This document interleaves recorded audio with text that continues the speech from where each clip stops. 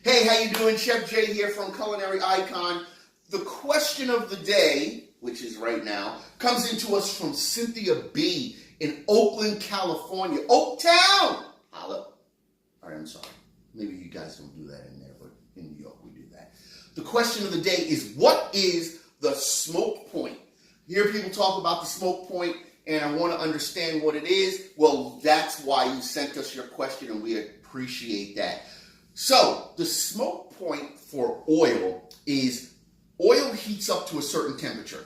And depending upon the type of oil that it is, it has a smoke point.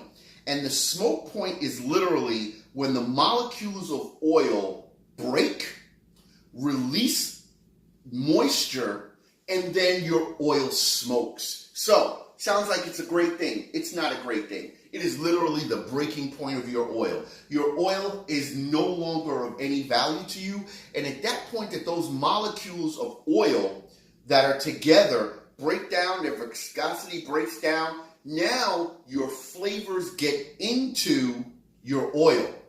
So if you've ever fried something or cooked something in your oil and it was really smoky, and then the next day you smell whatever you cooked, that is the smoke point being reached, your oil breaking, and now whatever you cook gets into your oil. So make sure you maintain a consistent balance with your oil. Get a nice thermometer, get some type of device that monitors the oil as you're cooking it, and then that way you won't reach your smoke point. Normally, depending upon the type of oil, there are different smoke points, and we're going to list a little chart on culinaryicon.com that tells you about the different smoke points and what they are for each oil. Well, that's it. Thank you very much, Cynthia. I appreciate the question. If you have a question for Culinary Icon, please send it in to questions@culinaryicon.com. I'm Chef J, and we'll see you next time.